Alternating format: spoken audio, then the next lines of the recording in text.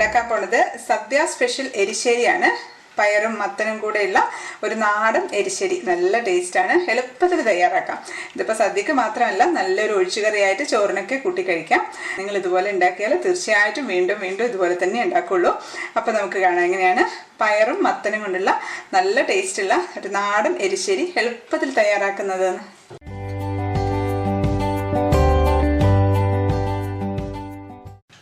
പയറും മത്തനും എരിശ്ശേരി ഉണ്ടാക്കാനായിട്ട് വൻപയർ ഞാൻ എടുത്ത് വെച്ചിട്ടുണ്ട്. ഒരു 3/4 കപ്പ് വൻപയറാണ് എടുത്തിട്ടുള്ളത്. അതായത് വൻപയർ എടുക്കുമ്പോൾ ശ്രദ്ധിക്കണം, ഒരുപാട് വെളുത്ത നിറത്തിലുള്ള വൻപയറുണ്ട്, കുറച്ച് വലുപ്പമൊക്കെ ആയിട്ട് അത് ഒരു രുചി ഉണ്ടാവില്ല കേട്ടോ. നമുക്ക് നല്ല ബ്രൗൺ കളറിലുള്ള നാടൻ വൻപയറാണ് നല്ലത്. അപ്പോൾ ഇത് ഞാൻ 3/4 കപ്പാണ് എടുത്ത് വെച്ചിട്ടുള്ളത്. ഇനി നമുക്ക് വേണ്ടത് മത്തനാണ്. മത്തൻ ഞാൻ ഒരു 2 കഷ്ണമാണുള്ളത്, ഒരു വലിയ കഷ്ണം ഒരു ചെറിയ കഷ്ണം. ഒക്കെ ഇതിൻ്റെ അളവ് പറയുകയാണെങ്കിൽ ഒരു 800 ഗ്രാം ഒക്കെ ഉണ്ടാവും. തൊലി അടക്കാം. ഇതിപ്പോൾ നമ്മൾ തൊലിയും ചെത്തും ഈ നടുവിലത്തെ ഈ പോർഷനും അങ്ങ് എടുത്ത് കളയും. എന്നിട്ടാണ് നമ്മൾ മുറിച്ചെടുക്കാൻ പോകുന്നത്. ഇതിപ്പോൾ ഞാൻ മുറിച്ച് വെച്ചിട്ടുണ്ട്. ഒരുപാട് ചെറുതാക്കിയിട്ടില്ല, അത്യാവശ്യം വലിയ പീസായിട്ട് തന്നെയാണ് മുറിച്ചിരിക്കുന്നത്. കാരണം നമ്മൾ പയറിൻ്റെ കൂടെ ഇട്ടിട്ടാണ് വേവിക്കുന്നത്. അപ്പോൾ പെട്ടെന്ന് കഴിയുകയും ചെയ്യും. മുറിക്കാനായിട്ടും ബുദ്ധിമുട്ടൊന്നുമില്ല. ചെറിയ ചെറിയ കഷ്ണങ്ങളാക്കി മുറിക്കേണ്ട ആവശ്യമില്ല, വലിയ പീസസ് ആക്കി ഇട്ടാൽ മതി. ഞാൻ ഒരു കുക്കർ എടുത്തിട്ടുണ്ട്. അതിലേക്ക് നമുക്ക് വൻപയർ കഴുകി അരിച്ചു വെച്ചതാണ്. വൻപയറിൽ കല്ലുണ്ടാവും, അപ്പോൾ അതുകൊണ്ട് അത് കഴുകി അരിച്ചു വെച്ചത് ഇട്ട് കൊടുക്കാം. അത് പ്രത്യേകിച്ച് ശ്രദ്ധിക്കണം. കാരണം ഇത് നമ്മുടെ എരിശ്ശേരി എന്ന് പറഞ്ഞാൽ ഒരുപാട് ഗ്രേവി ആയിട്ടുള്ള കറിയല്ല, ഒരു തിക്കായിട്ടുള്ള കറി. അപ്പോൾ എന്തായാലും കല്ലുണ്ടെങ്കിൽ കല്ല് നമുക്ക് കടിക്കാൻ കിട്ടും. അപ്പോൾ അതുകൊണ്ട് നന്നായിട്ട് കഴുകി അരിച്ചിട്ട് വേണം എടുക്കാൻ. ഇത് ഞാൻ കുതിർത്ത് വെക്കുന്നൊന്നുമില്ല, കാരണം നമ്മൾ കുക്കറിലിട്ട് വേവിക്കുമ്പോൾ തന്നെ കറക്റ്റായിട്ട് തന്നെ വെന്ത് കിട്ടിക്കോളും. കുതിർത്ത് വെക്കുമ്പോഴത്തേക്ക് അതിന് ടേസ്റ്റിനൊരു വ്യത്യാസം വരും. ഇനി ഇതിലേക്ക് നമുക്ക് മുറിച്ച് വെച്ചിരിക്കുന്ന മത്തൻ ഇട്ട് കൊടുക്കാം. നമുക്ക് വെള്ളം ഒഴിച്ചു 3 കപ്പ് വെള്ളമൊക്കെ ഒഴിച്ചിട്ടുണ്ട്. ഇതിങ്ങനെ നകന്ന് നിൽക്കുന്ന തരത്തിൽ വെള്ളം ഒഴിച്ചാൽ മതി. കാരണം പയർ വേകുമ്പോൾ കുറച്ചും കൂടെ ഒന്ന് ഇരട്ടിക്കുകയും ചെയ്യും. ഇനി അതിലേക്ക് നമുക്ക് 1 ടീസ്പൂൺ മുളക് പൊടി ഇട്ടിട്ടുണ്ട്. 1/4 ടീസ്പൂൺ മഞ്ഞൾപ്പൊടി. 1/4 ടീസ്പൂണിൻ്റെ കുറച്ച് മതി, കാരണം നമ്മൾ തേങ്ങ അരയ്ക്കുമ്പോൾ കുറച്ച് ഇടും കേട്ടോ. ഇനി അതിലേക്ക് നമുക്ക് പച്ചമുളകൊന്ന് മുറിച്ചിട്ട് കൊടുക്കാം. പച്ചമുളക് എരിവിനനുസരിച്ച് ഇട്ട് കൊടുക്കാം. ഞാനൊരു 5 പച്ചമുളകാണ് ഇട്ട് കൊടുക്കുന്നത്. ഇതിപ്പോൾ ഇത് മതി. ഞാൻ പപ്പായയും ചെറുപയറും കൂടെയുള്ള ഒരു വീഡിയോ മുമ്പ് ഇട്ടിട്ടുണ്ടായിരുന്നു. നല്ല ടേസ്റ്റുള്ള ഒരു കറിയാണ് കേട്ടോ അത്. പക്ഷെ അതിൽ പലർക്കും സംശയം, പയർ ഒറ്റ വിസിലിന് വേവുമോന്ന്. ഏത് പയറുവർഗ്ഗമാണേലും ഒറ്റയ്ക്ക് വെച്ചിട്ടുണ്ടെങ്കിൽ അത് വേവില്ല. പക്ഷെ അതിൻ്റെ കൂടെ ഇതുപോലെ മത്തനോ പപ്പായയോ ഒക്കെ ഇട്ട് വെക്കുകയാണെന്നുണ്ടെങ്കിൽ വേഗം വേവും. അത് എന്തുകൊണ്ടാണെന്ന് എനിക്കറിയില്ല. പണ്ട് എൻ്റെ മുത്തശ്ശിയൊക്കെ പയറൊക്കെ വേവിക്കുന്ന സമയത്ത് ഒരു ചെറിയ കഷ്ണം പപ്പായ ഇടുമെന്ന് പറഞ്ഞ് കേട്ടിട്ടുണ്ട്. എങ്ങനെയാണ് അത് വേവുന്നതെന്ന് അറിയില്ല. അത് ആർക്കെങ്കിലും അറിയാവുന്നുണ്ടെങ്കിൽ പറഞ്ഞു തരണം, കാരണം എനിക്കും അത് അറിയാൻ ആഗ്രഹമുണ്ട്. ചെറുപയറാണെങ്കിൽ ഒറ്റ വിസിലിന് വേവും. ഇതിപ്പോൾ വൻപയറാണ്, അതുകൊണ്ട് 2 വിസിൽ വേണ്ടി വരും. ഞാൻ മുമ്പേ പറഞ്ഞിട്ടുണ്ട് പയർ വേവിക്കാനുള്ള ഒരു ടിപ്പ്. അത് കാണാത്തവർക്ക് വേണ്ടി ഞാൻ പറയുകയാണ്. പയറൊക്കെ വേവിക്കുന്ന സമയത്ത് ഒരുപാട് പ്രാവശ്യം ഇങ്ങനെ വിസിൽ അടുപ്പിക്കുന്നതിനെ കഴിഞ്ഞ് നല്ലത് ആദ്യം ഒറ്റ വിസിലിന് ഓഫാക്കിയിട്ട് പ്രഷർ പോയതിന് ശേഷം ഒന്ന് തുറന്ന് നോക്കിയിട്ട് ഒന്നുകൂടെ ഒരു വിസിലും കൂടെ വെച്ചാൽ മതി. നന്നായിട്ട് വെന്ത് കിട്ടും. നമുക്കിത് അടച്ചു വെച്ച് ഒറ്റ വിസിലിന് ഓഫാക്കി എടുക്കാം. പിന്നെ നമുക്ക് ഇതിന് വേണ്ടിയിട്ടുള്ള തേങ്ങ ഒന്ന് അരച്ചെടുക്കാം. അതിന് വേണ്ടിയിട്ട് 1 കപ്പ് തേങ്ങയാണ് എടുത്ത് വെച്ചിട്ടുള്ളത്. 200 ml കപ്പിൽ 1 കപ്പ് തേങ്ങയാണ്. 1/4 ടീസ്പൂൺ ജീരകം ഇട്ട് കൊടുത്തിട്ടുണ്ട്. ചെറിയ ജീരകം, സാധാരണ ജീരകല്ലേ അത്. പിന്നെ ഒരു 2 ചുവന്നുള്ളി ഇട്ടിട്ടുണ്ട്.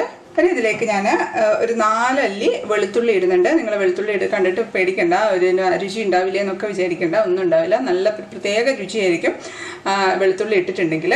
അപ്പോൾ ഞാൻ 4 അല്ലി വെളുത്തുള്ളി ഇടുകയാണ്. വെളുത്തുള്ളി വേളയിൽ ഇനി ഇടാം കേട്ടോ, 2-3 എണ്ണം കൂടിയൊക്കെ ഇടാം. വൻപയറല്ലേ, ഗ്യാസ് ട്രബിളൊക്കെ വരാതിരിക്കാൻ നല്ലതാണ്. നല്ല രുചിയാണ് വെളുത്തുള്ളി കൂടുതൽ ഇട്ടാൽ. പലർക്കും പക്ഷെ പേടിയാണ് ആ രുചി വരില്ലേന്ന്. അതുകൊണ്ടാണ് ഞാനത് 4 എണ്ണമായിട്ട് ലിമിറ്റ് ചെയ്തത്. ഞാൻ സാധാരണ ഉണ്ടാക്കുമ്പോൾ കൂടുതൽ ഇടാറുണ്ട്. വെളുത്തുള്ളി ഇട്ടിട്ട് നമ്മൾ അരച്ചെടുക്കുന്ന സമയത്ത് ഒരു കാര്യം മാത്രം ശ്രദ്ധിച്ചാൽ മതി, തേങ്ങ ചൂടാവാതിരിക്കാൻ വേണ്ടിയിട്ട്. തേങ്ങ ചൂടായിട്ടുണ്ടെന്നുണ്ടെങ്കിൽ വെളുത്തുള്ളിയുടെ ആ ഒരു ടേസ്റ്റ് മാറി വേറൊരു ടേസ്റ്റിലേക്ക് അങ്ങ് മാറിപ്പോവും. അപ്പോൾ അതുകൊണ്ട് ഐസ് വാട്ടർ ഒഴിച്ചിട്ട് അരയ്ക്കാൻ പ്രത്യേകിച്ച് ശ്രദ്ധിക്കാം. ഇനി അതിലേക്ക് നമുക്ക് കുറച്ച് മഞ്ഞൾപ്പൊടിയും കൂടി ഇട്ട് കൊടുക്കാം, ഒരു കളറിന് വേണ്ടിയിട്ട്. ഇത് നമുക്ക് നന്നായിട്ടൊന്ന് അരച്ചെടുക്കാം. ഐസ് വാട്ടർ ഒഴിച്ച് വേണം കേട്ടോ അരയ്ക്കാനായിട്ട്. ഐസ് വാട്ടർ ഇല്ലാന്നുണ്ടെങ്കിൽ 1 ക്യൂബ് ഐസ് ക്യൂബ് ഇട്ടാലും മതി. ഞാൻ എൻ്റെ അടുത്ത് ഐസ് വാട്ടർ ഇല്ല ഇപ്പോൾ, അപ്പോൾ അതുകൊണ്ട് ഞാൻ ഐസ് ക്യൂബ് ഇടുവാണ് 1 പീസ്. എന്നിട്ട് നമുക്ക് നന്നായിട്ടൊന്ന് അരച്ചെടുക്കാം. ഇപ്പോൾ ഇത് നന്നായിട്ട് തന്നെ അരച്ചിട്ടുണ്ട്. ഒട്ടും ചൂടാവാതെ ശ്രദ്ധിക്കണം കേട്ടോ, കാരണം വെളുത്തുള്ളി ഇട്ടുകൊണ്ടാണ് ഞാൻ പ്രത്യേകിച്ച് എടുത്ത് പറയുന്നത്. വെളുത്തുള്ളി ചൂടായി കഴിഞ്ഞിട്ടുണ്ടെങ്കിൽ വേറൊരു ഫ്ലേവർ വരും, വെളുത്തുള്ളിയുടെ ആ ഒരു ഫ്ലേവർ മാറിയിട്ട്. അപ്പം ഇതിൻ്റെ പ്രഷർ മാറിയിട്ടുണ്ട്, നമുക്ക് തുറന്ന് നോക്കാം.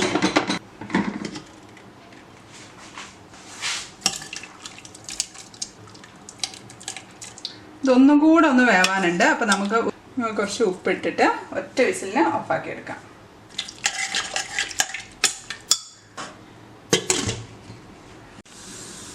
ഇപ്പം ഞാൻ അത് കുക്കർ അവിടെ രണ്ടാമത്തെ പ്രാവശ്യം വെച്ചിട്ടുണ്ട്. ആ സമയത്ത് നമുക്ക് ഒരു കടായി വെച്ച് അതിലേക്ക് വെളിച്ചെണ്ണ ഒഴിച്ചെടുക്കാം. ഒരു 2 ടേബിൾ സ്പൂൺ വെളിച്ചെണ്ണ ഒഴിച്ചെടുക്കാം.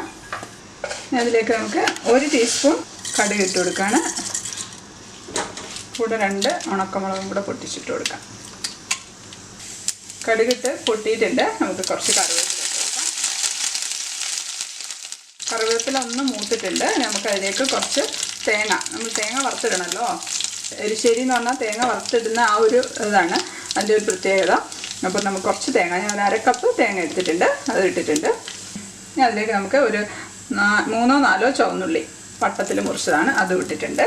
ഇത് നമുക്ക് നന്നായിട്ടൊന്ന് വറുത്തെടുക്കാം. ഇതൊക്കെ ആ കുക്കർ അടുപ്പത്ത് വെച്ച് അതാവുന്ന സമയത്ത് ഇതിവിടെ ചെയ്യാം കേട്ടോ.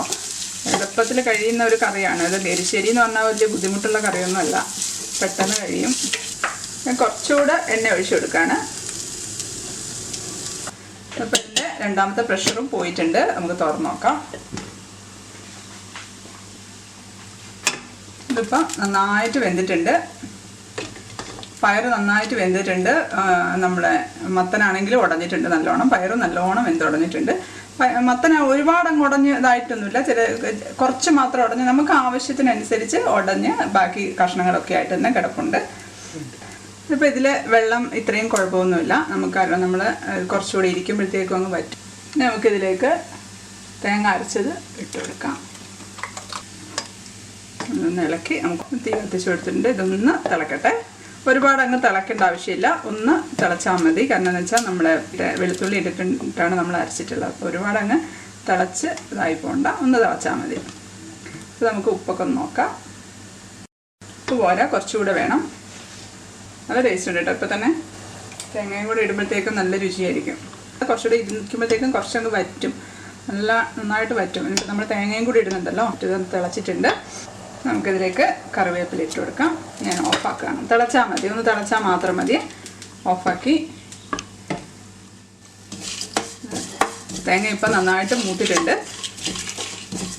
കരിഞ്ഞു പോകരുത്, കരിഞ്ഞു പോയാൽ കയ്പ്പ് വരും. ഞാൻ ഓഫാക്കിയിട്ടുണ്ട്. നമുക്കിതിലേക്കൊട്ട് കറി എടുത്ത് ഒഴിച്ചു കൊടുക്കാം.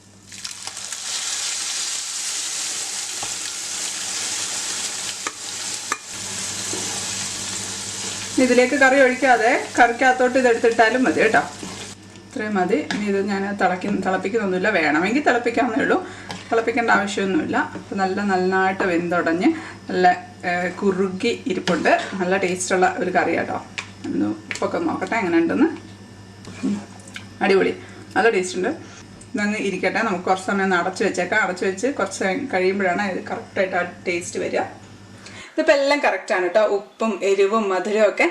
ഈ കറിക്ക് നേരത്തെ ഒരു മധുരം വേണം. അപ്പോൾ മത്തന് ചെറിയൊരു മധുരം ഉണ്ടാവും, അതാണിത്. ഇനി മൂക്കാത്ത മത്തനാണെന്നുണ്ടെങ്കിൽ ഒരു ചെറിയ കഷ്ണം ശർക്കരയോ അല്ലെങ്കിൽ കുറച്ച് പഞ്ചസാര, ഒരു 1/2 ടീസ്പൂൺ പഞ്ചസാരയോ ഇട്ട് കൊടുക്കണം. എങ്കിൽ ആ കറക്റ്റ് ടേസ്റ്റ് വരുള്ളൂ. അപ്പോൾ നിങ്ങൾ ടേസ്റ്റ് ചെയ്ത് നോക്കിയിട്ട് അത് വേണമെന്നുണ്ടെങ്കിൽ ആഡ് ചെയ്ത് കൊടുത്താൽ മതി. ഞാനിപ്പോൾ ആഡ് ചെയ്യുന്നില്ല, കാരണം എനിക്കിത് നല്ല കറക്റ്റായിട്ട് തന്നെയാണുള്ളത്.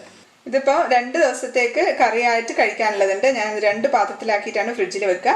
കോരി ഊറ്റിയതിന് ശേഷം ബാക്കി എടുത്ത് വെച്ചിട്ടുണ്ടെങ്കിൽ ചീത്തയായി പോവും. അല്ലാന്നുണ്ടെങ്കിൽ ഒന്നും ആവില്ല, നല്ല ടേസ്റ്റോടുകൂടി തന്നെ ഇരുന്നോളൂ. നമുക്കിത് അടച്ചു വെച്ച് കൊടുക്കാം. ഇതപ്പം കുറച്ച് സമയമായി ഞാൻ സെർവ് ചെയ്ത് വെച്ചിട്ടുണ്ട്. ഇപ്പോൾ കുറച്ചുകൂടെ തിക്കായിട്ടുണ്ട്, നല്ല രുചിയാണ്. അപ്പോൾ എത്ര പെട്ടെന്ന് നമ്മൾ എരിശ്ശേരി ഉണ്ടാക്കിയത് അല്ലേ. നാടൻ കറികളുടെ റെസിപ്പിക്ക് വേണ്ടിയിട്ട് എനിക്ക് ഒരുപാട് റിക്വസ്റ്റ് വരുന്നുണ്ട്. സമയം പോലെ ഞാൻ എല്ലാം ഉണ്ടാക്കും. അപ്പോൾ വീഡിയോ ഇഷ്ടപ്പെട്ട ലൈക്ക് ചെയ്യാനും കമൻറ്റ് ചെയ്യാനും ഷെയർ ചെയ്യാനും മറക്കല്ലേ. സബ്സ്ക്രൈബ് ചെയ്യാത്തവരുണ്ടെങ്കിൽ സബ്സ്ക്രൈബ് ചെയ്യാനും. അപ്പോൾ അടുത്ത വീഡിയോയിൽ കാണാം. Till then stay happy, stay positive. By.